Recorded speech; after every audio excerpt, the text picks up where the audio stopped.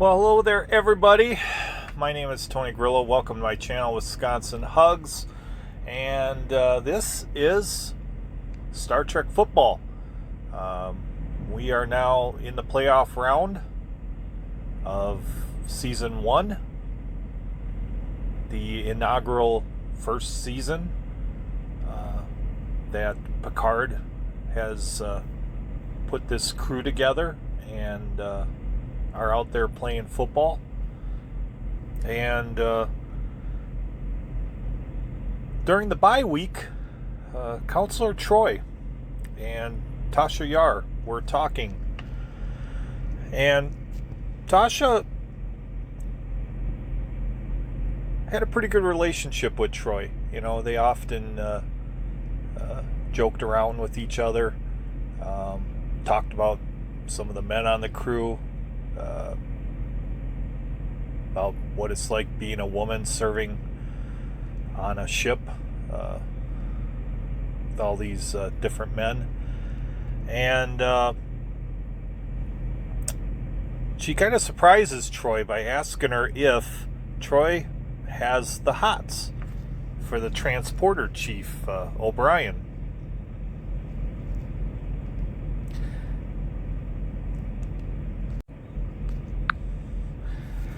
And Troy is kind of surprised by the question, you know, and she's like, they're kind of laughing a little bit, and she goes, is that what the entire ship and crew is saying?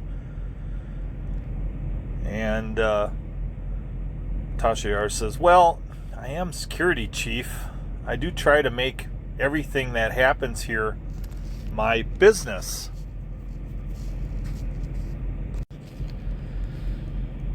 And Troy answers, hey, just keep this between us, okay?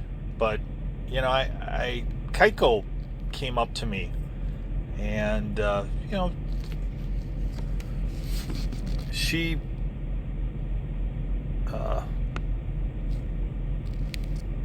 was concerned about her husband Miles feeling down about not maybe being appreciated enough as a member of this crew as the transporter chief.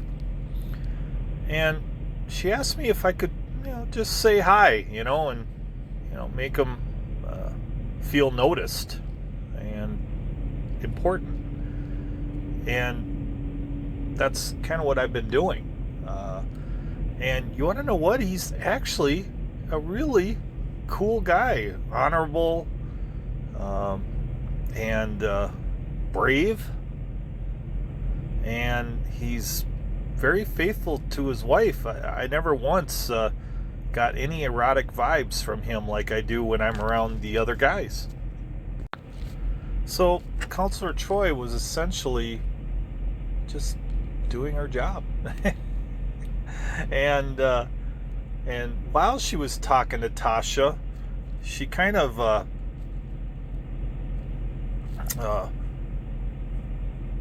remembered having a conversation with Picard where he was voicing his concerns about Tasha Yar's job performance. You know,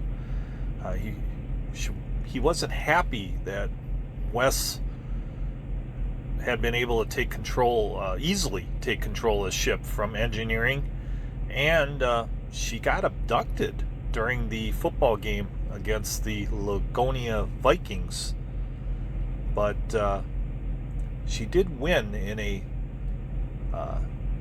duel to the death, sudden overtime, that did bring the team victory. So he allowed her to stick around on the team and see if maybe she might come around and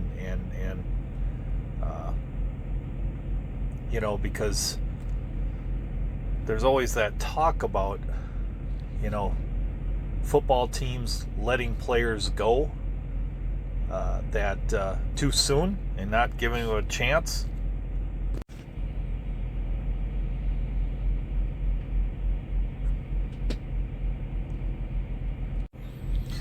You know, what's kind of funny is that when I was walking down the hallways, I heard Chief O'Brien and Geordie LaForge, both comparing Star Trek merchandise that was made about them. Have you seen any of the stuff that has been made about you, Tasha Yar? Troy asked her.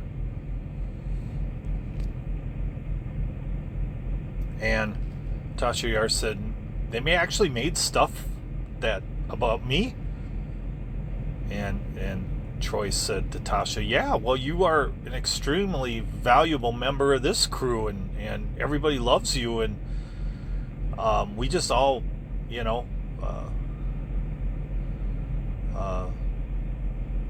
think the world of you.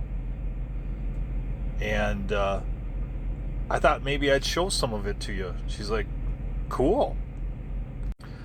So this is a Star Trek pin that you can actually get for like $5, and it has your image on there, Tasha. Isn't that pretty cool?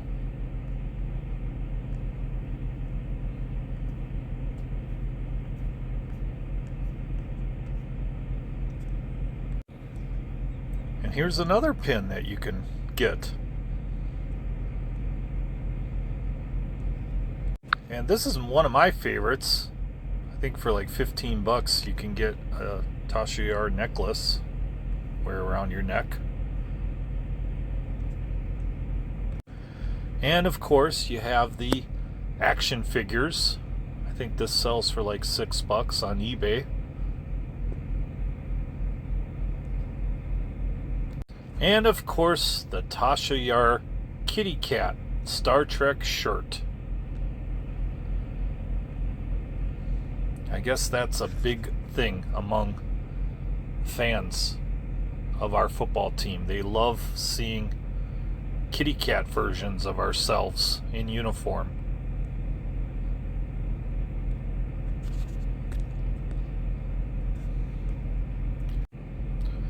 And of course, this is one of my favorite t-shirts of you, Tasha. It's the security chief officer shirt. Yellow Tasha Yar shirt. I love it.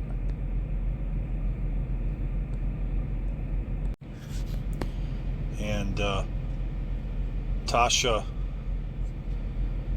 said, well, I didn't know they had stuff about me, but I knew they had stuff about you. Here's your kitty cat t-shirt, Troy. I think it's pretty cool. The Counselor Troy kitty cat shirt. And of course the ship's counselor coffee cup.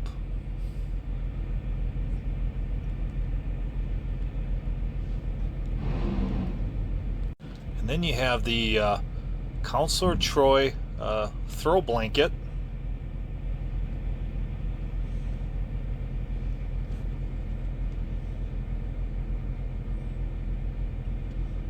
Make it so is written on the top.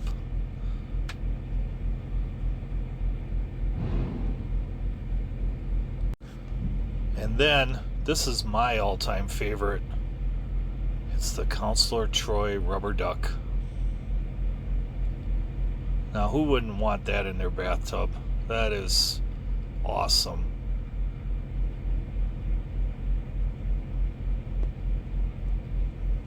And then there's the Counselor Troy Enterprise shirt.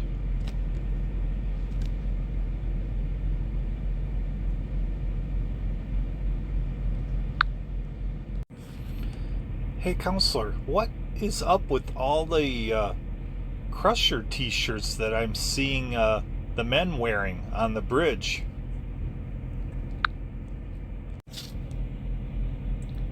Well, it kind of all started when, I guess, Picard and Beverly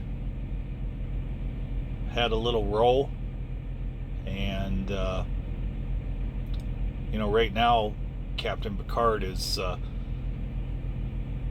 wants to win the Super Bowl, and that's his only mindset right at the moment, his only focus. And Beverly was wanting a little bit of attention, and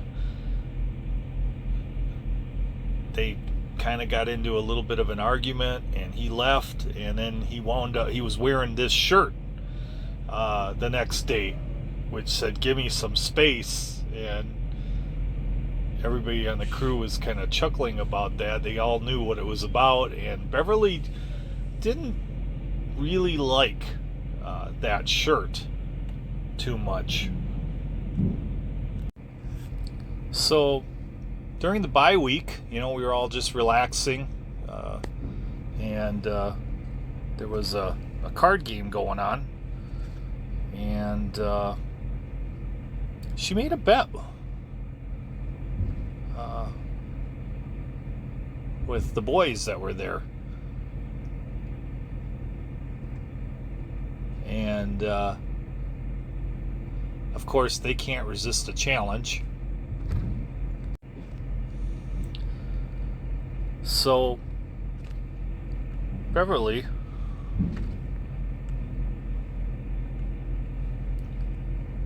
said to them, I don't want to do a money bet,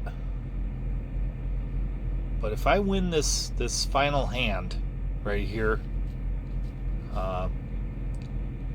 you have to do something that I want you to do. Well, some of the guys kind of scoffed about that, and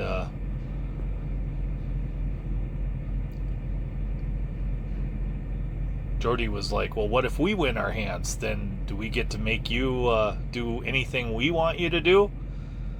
And Beverly replied, well, Jordy, no, I'm not gonna sleep with you, but nice try.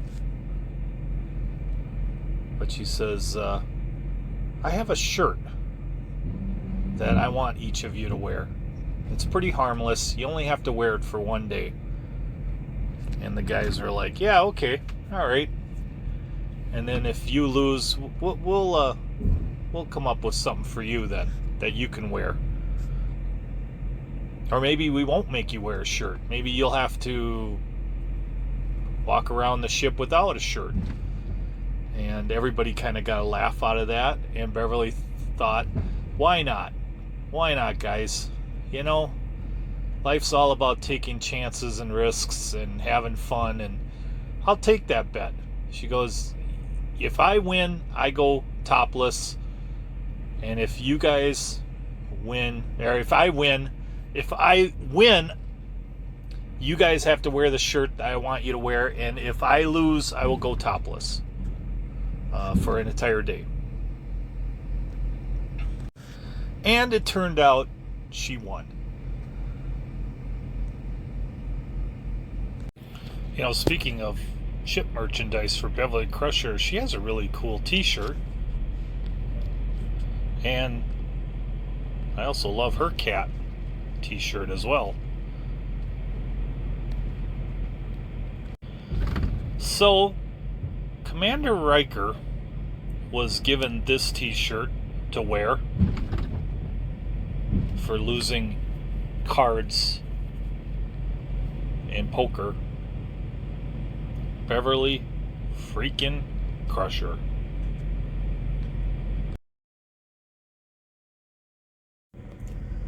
And then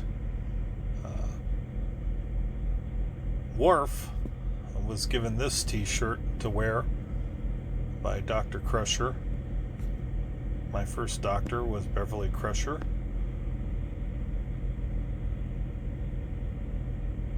And that's actually true, because Worf never been to a doctor before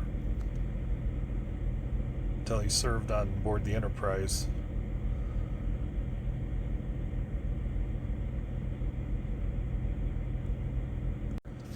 And Captain Picard, well, I think she got her revenge, because she made him wear this shirt.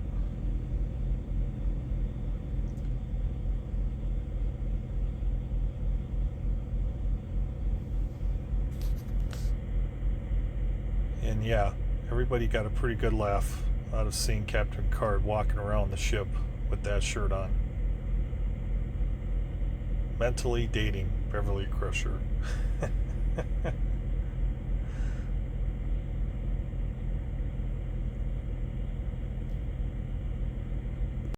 Yeah, she kind of showed all those guys, you know what, you don't mess with the doctor.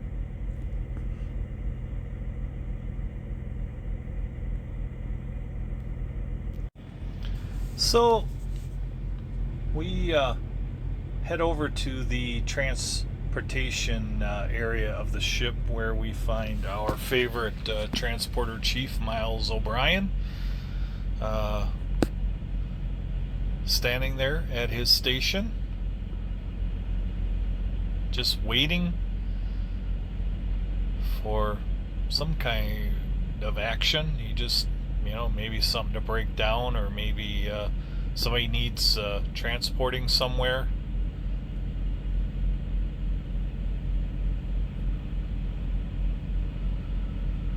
Molly to Daddy. Hi, Daddy. Oh, that made him smile. Hi, sweetheart. How's my little girl? I'm okay. I miss you.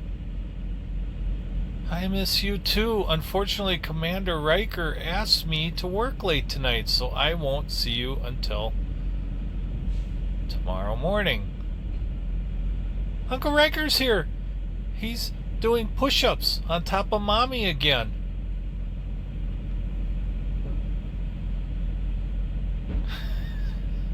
Poor Chief O'Brien.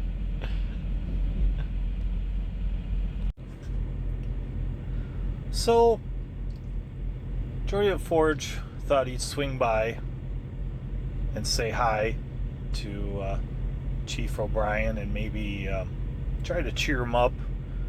And he said, "Welcome to the Enterprise. I'm Chief Engineer Geordi LaForge. I'll be your supervisor."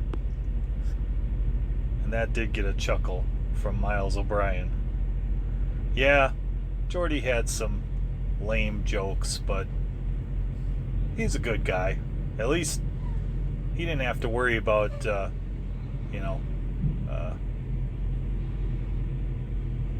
Geordi making any moves on Keiko.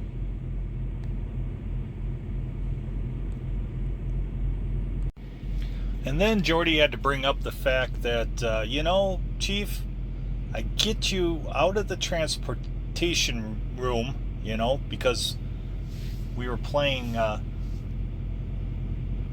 Indianapolis Colts there, and Jake from State Farm, and you transporters were inoperable because of what was going on down the planet. So I finally give you your first away mission, and you go and you smash up a shuttlecraft.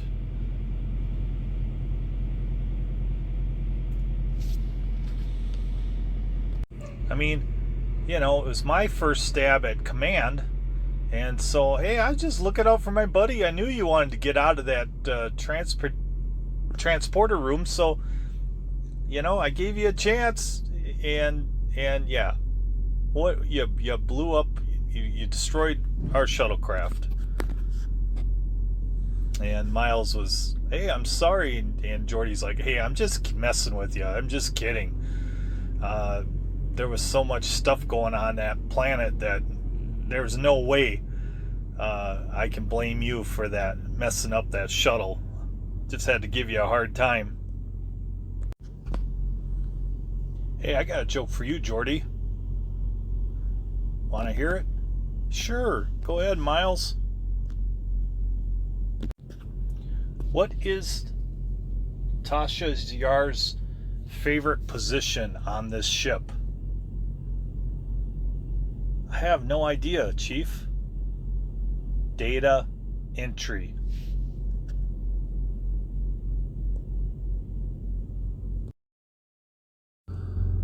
So today was the big playoff game, and the Enterprise was sent to a planet called Vagra 2. And again, they were unsure of who their opponent was. All they knew was that this football team had been known as the Cincinnati Bengals of the galaxy. And they had gotten word that they'd sent Troy in a shuttlecraft to scout out the area and see if she could find out any information about who they were going to face. And her shuttlecraft wound up crashing on the surface of the planet. And so the Enterprise got there as quickly as they could to make sure Troy was okay. And it was the start of game time. And here was Counselor Troy's shuttlecraft as it appeared on the surface of Vegra 2, just right near the football stadium. And Counselor Troy appeared to be okay. She was a little bruised up, but she was kind of stuck sitting next to that shuttlecraft, and she was hoping that her teammates would get there soon. And when they did arrive to start the football game, this, I don't know what you call it, black oil slick appeared on the ground, and it moved. It moved. Wherever they tried to go, it followed them, and it would not allow them to move anywhere. It was just the most stifling defense they'd ever seen before, and their readings couldn't even pick up a life form. They had no idea what the heck this was. And then the oil slick started to, I don't know what the word I could say. Basically, it was a liquefied life form, and it began to take shape, began to form into a somewhat humanoid looking person.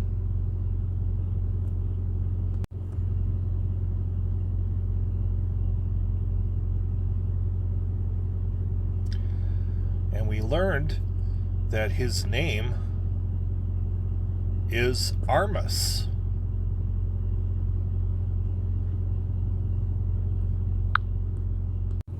And just like quarterback for the Cincinnati Bengals, Joe Burrow, has one of the best arms in the NFL. Armus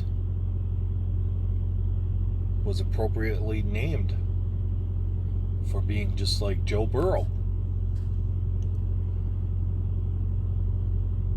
He was Joe Armus Burrow. And Armus proved to be one of the most difficult foes that Team Enterprise had yet to face in playing football. Nothing seemed to work on this creature. He shut down their passing game. They couldn't run anywhere. Data couldn't go anywhere. And even Riker was stopped. When Riker tried to run an end around, the oil slick actually sucked him into itself, and Riker was pulled into the oil slick.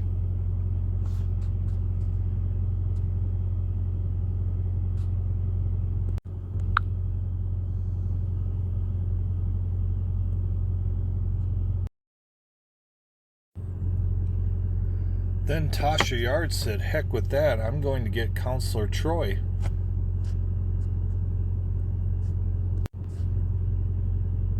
And And this was the instant replay of what happened to Tasha Yar.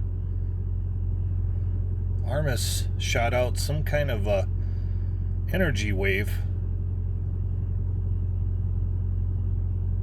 sending Tasha Yar flying. It was determined that Tasha Yar was dead.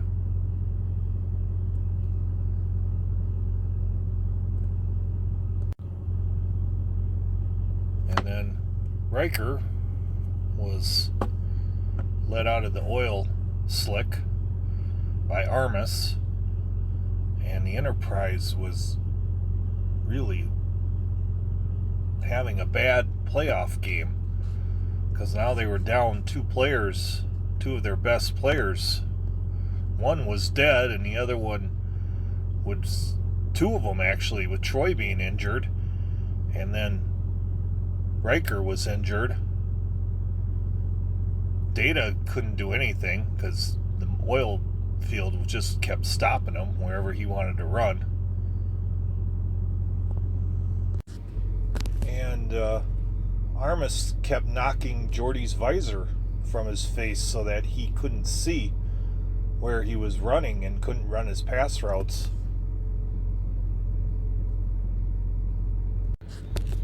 Picard was clearly getting frustrated with Armus, and he was especially upset with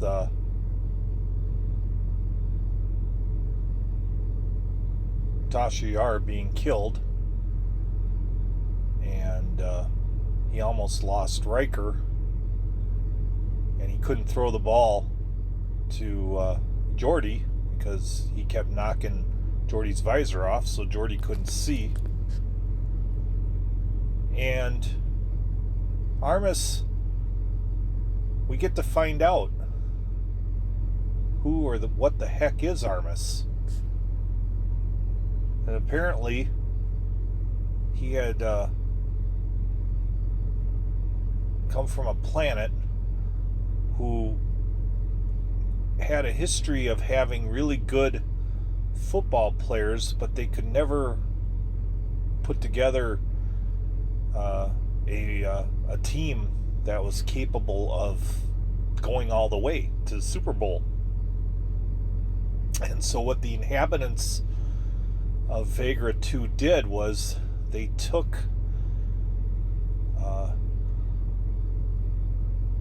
all the best players that they had from their football team, which would have been, of course, their young number 1 draft pick, Joe Burrow, and they combined him with a bunch of other of their best football players, all the former greats that had played for their team, which was known as the Cincinnati Bengals of the Galaxy.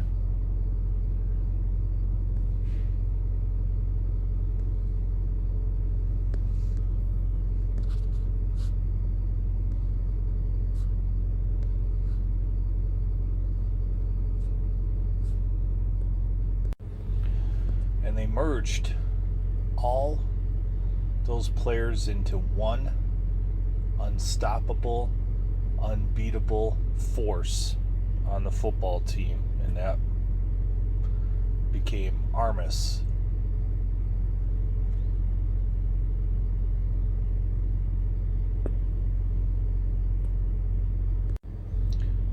He was so formidable that their technology was useless. They couldn't fire phasers.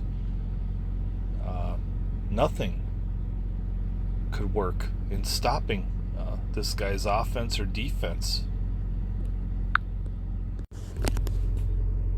And even our transporter chief, Miles O'Brien, was frustrated because apparently Armus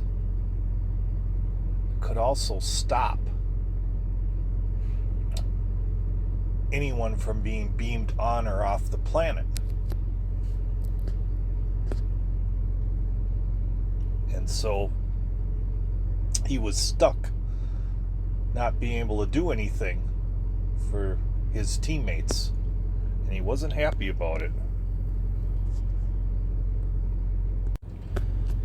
And Data finally was able to come up with a plan. And he told Picard, he said, Captain, I noticed that as this game keeps going and the harder we play, the more energy Armus puts out. And Armus, he won't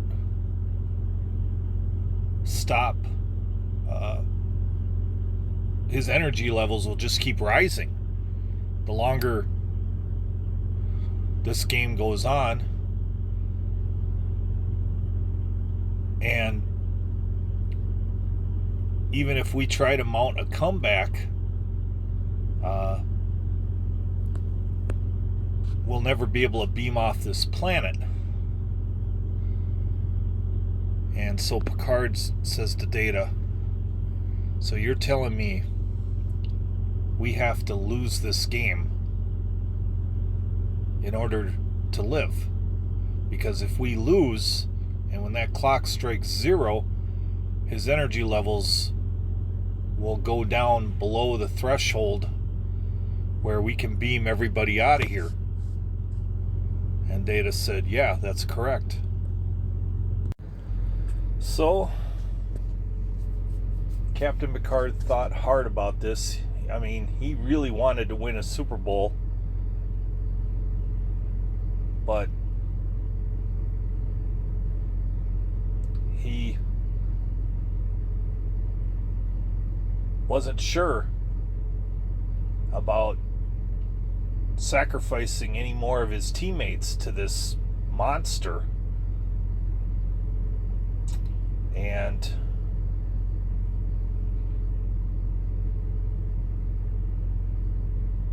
he felt it was probably best that they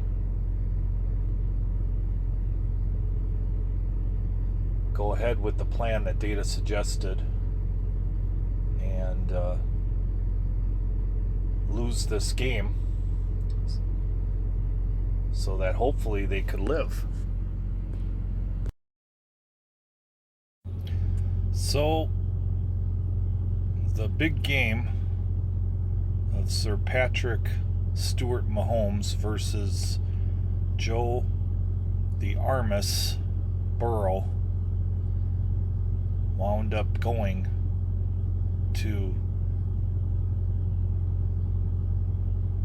Armus. And the clock finally ticked down to 0. And Armus was the victor. And both quarterbacks congratulated each other.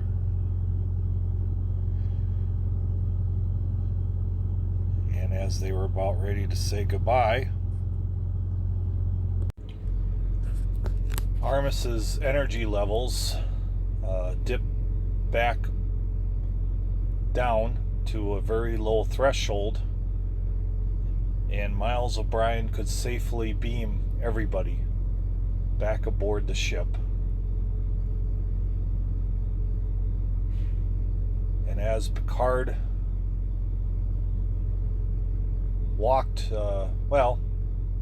as he was getting beamed out of there, he got one last look at the foe that beat him in the playoff game. Armus was almost like, I don't know if he was waving goodbye or what was he doing, but he began to transform. And it looked like he was turning himself into Tasha Yar. was like a cruel taunt, final taunt, to say, you will never beat me. And I'm going to the Super Bowl and you're going to sit on the couch. And then Armus changed back into Joe Burrow. Joe, the Armus Burrow. Guy that defeated him.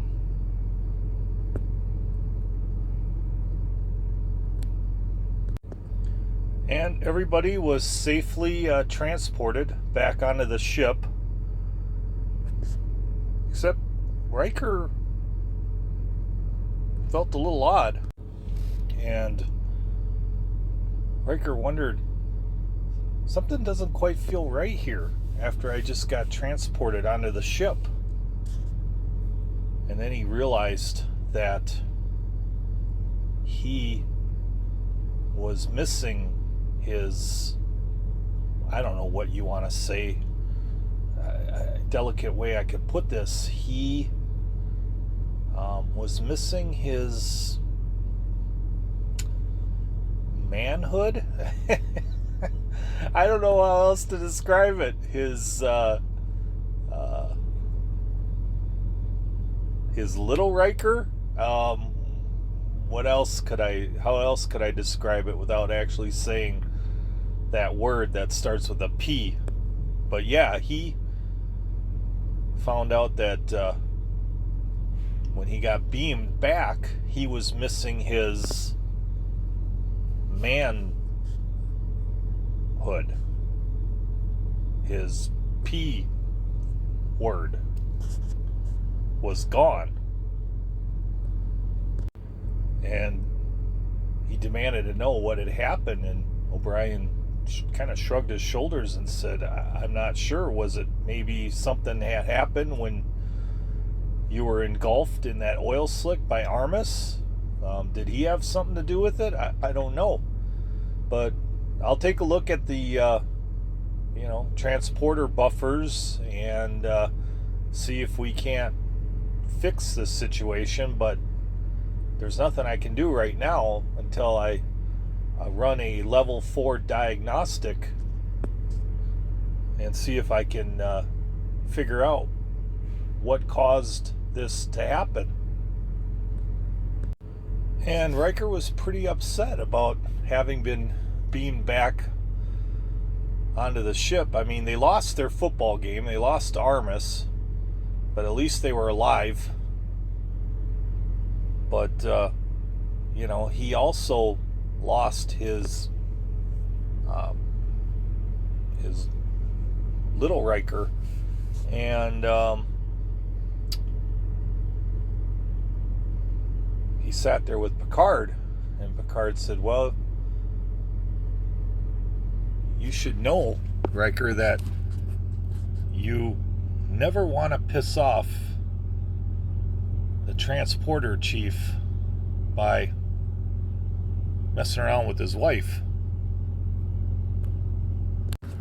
And that's when we see Miles smile for the first time. Sort of smile. Smirked, I would say. It wasn't really a smile, more of a smirk. He smirked. But he did get his revenge and thought it was pretty funny.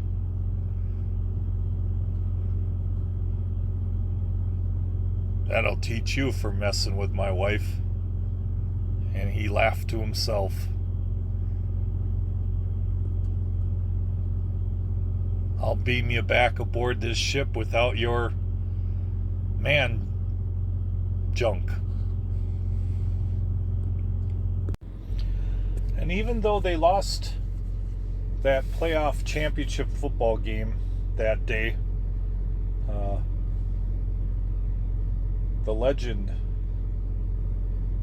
of Transporter Chief Miles O'Brien began to grow among all the people that served in Starfleet, especially the ones that served in the lower decks. he was their hero. And their children learned all about him and his stories and laughed at how he got his revenge on Riker for sleeping with his wife. And that became one of the new, I don't know what you would call it, but folklore stories as the history of Starfleet went on. But eventually word got out that never mess with the transporter chief, and it was all due to Transporter Chief Miles O'Brien.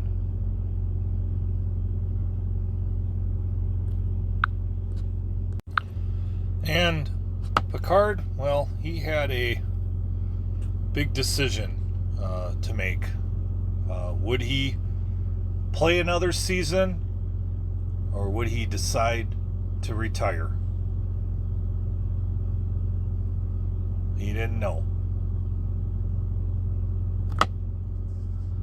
I mean, there was another football team that was expressing interest in him and wanted him to join their team. The Team Enterprise had yet to meet this new team. They were an up-and-coming rising star from the other side of the galaxy. They were known as the Borg.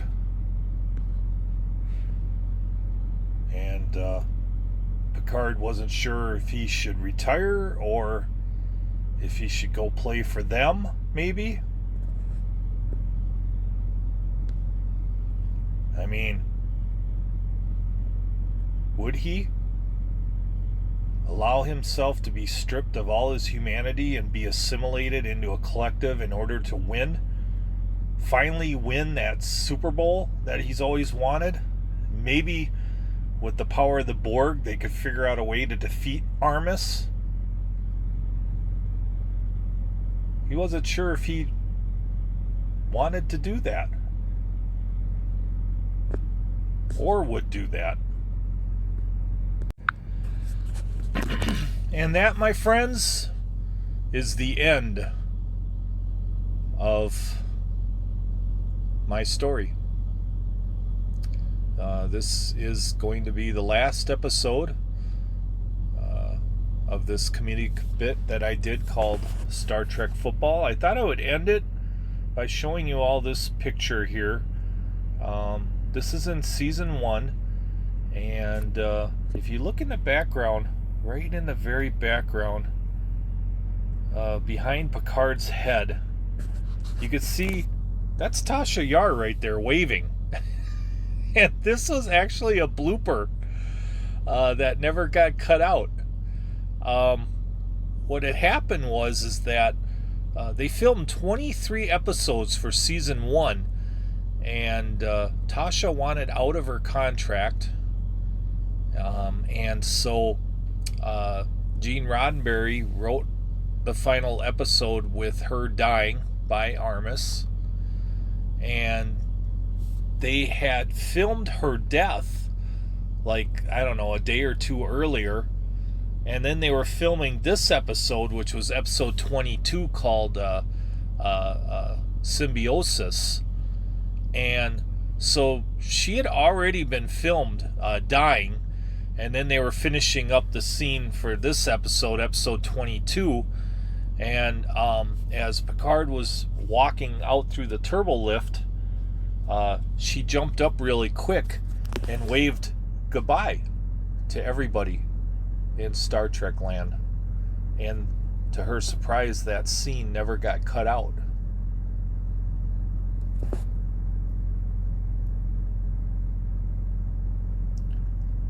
And that's how I'm going to end all of this. I'm going to end it with this shot of Tasha waving goodbye to everybody, and I'm going to say goodbye to all of you. And I want to thank all of you that stuck around and watched all the episodes. I hope you enjoyed them. I hope it made you laugh. This was a rough draft. Hopefully when I do videos like this in the future, I'll get better at doing them. But I did enjoy this. I did have fun. It was really great seeing these old characters and reliving some of this old Star Trek stuff. And then it was fun putting my own spin on the stories. I especially enjoyed the Jake from State Farm story, and I liked the story about the cheating football. The what was it called? The Thought Scrambler or something like that. Those were fun. They were actual shows from season one, but then I added the football twist to them, and came up with a totally new story, and I had a lot of fun putting that all together. And so I just want to say this is it. I don't plan on doing any more. It would have been fun to do a Super Bowl match with Team Enterprise versus the Borg. That would have been great. But I just don't know if I have the energy anymore to do this series. And a number of views have gone down. So you get to a point like maybe it's time to try something else and come up with something different, and that's what I think I'm going to do. So, hey, in the immortal words of Leonard Nimoy, Mr. Spock, live long and prosper.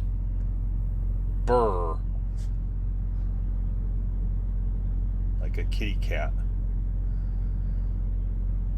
I'm out of here.